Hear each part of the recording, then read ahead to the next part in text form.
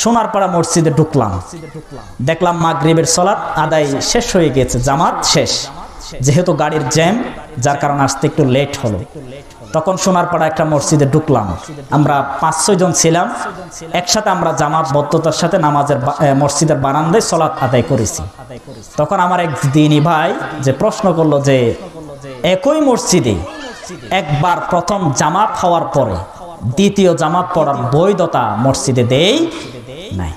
তখন আমি বললাম যে সহিহ বুখারী এবং মুসলিমের বর্ণনায় হাদিসে তো স্পষ্টই আছে যে একই মসজিদে যদি প্রথম জামাত যদি হয়, দ্বিতীয় জামাত মানুষরা যদি কয়েকজন সালাত আদায় করতে না পারে, সময়ের কারণে যদি জামাত না পায়, তারা 5-6 জন 10 জন যদি থাকে, তারা দ্বিতীয় জামাত করতে পারবে, কোনো সমস্যা নাই। এবং আবু দাউদ এর বর্ণনায় এসেছে একজন সাহাবী একা নামাজ আদায় করার জন্য দেখতে পেলেন। রাসূল করিম সাল্লাল্লাহু আলাইহি ওয়াসাল্লাম সাহাবীদেরকে বললেন, তোমাদের মধ্যে এমন যদি কেউ থাকো তার কাছে জামাতে বদ্ধ হয়ে তাকে সদকা করার মন মানসিকতা যদি থাকে, তার সাথে জামাতে আদায় করে তাকে জামাতের সওয়াব পেয়ে দাও। তখন ওই একজন সাহাবী আরেকজন সাহাবীর এক কথা হয়ে জামাতবদ্ধতার সাথে তারা সালাত আদায় করলেন। কারণ জামাতবদ্ধতার সালাতের ফজিলত কম না বেশি? কথা বলেন, কম না বেশি? যদিও ইমাম আযম আবু হানিফা রাহিমাহুল্লাহ তিনি বলেছেন যে মসজিদে প্রথম জামাত শেষ হওয়ার পরে দ্বিতীয় জামাত পড়া মাকরুহ, তিনি ইমাম আযম আবু হানিফা বলেছেন। কিন্তু এই যে উসুল, এই যে নিয়ম পদ্ধতি, সর্বপ্রথম আল কোরআন দেখাই লাগবে, এরপরে হাদিস দেখাই লাগবে, ইজমা উস সাহাবা ইজমা দেখতে হবে, এরপরে কিয়াস দেখতে হবে। আপনি কোরআনে যদি না পান হাদিস দেখবেন, হাদিসে পেয়ে গেছেন, আর ইজমা দেখার কোনো দরকার নাই।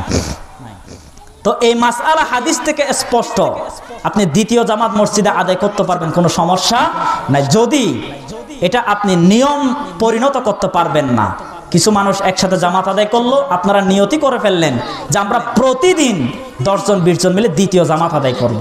এটা মন মানসিকতা যদি রাখেন, এটা ভুল, এটা আমিও সাপোর্ট করি। কিন্তু কোনো কারণে জামাত পান নাই, আপনারা একটা ভ্রমণে গিয়েছেন, ট্যুরে গিয়েছেন, এখানে জামাত পাবে এর কোনো ভিত্তি থাকে? কথা বলেন, থাকে? আপনারা একসাথে 20-25 জন একটা ট্যুরে গিয়েছেন, ভ্রমণে গিয়েছেন, আপনার মসজিদে গিয়ে যদি জামাতবদ্ধতার সাথে নামাজ আদায় করেন, কোনো সমস্যা আছে? কথা বলেন, কোনো সমস্যা আছে? তো এটা হারাম বলে যদি ফতোয়া দেন, নাজায়েজ বলে যদি ফতোয়া দেন, জাতির কল্যাণ হবে নাকি বেকল্যাণ হবে?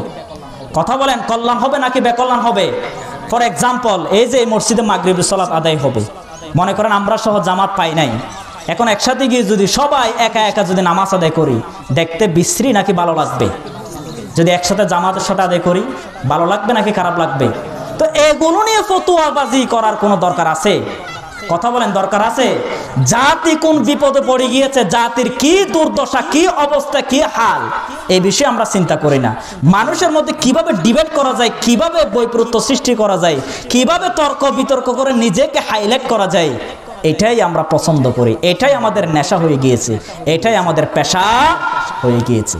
এজন্য আজকের এটাই বলবো, ঐক্যবদ্ধ যতদিন পর্যন্ত আমরা হতে না পারবো, ততদিন পর্যন্ত জাতির কল্যাণ কিয়ামত পর্যন্ত আসবে না।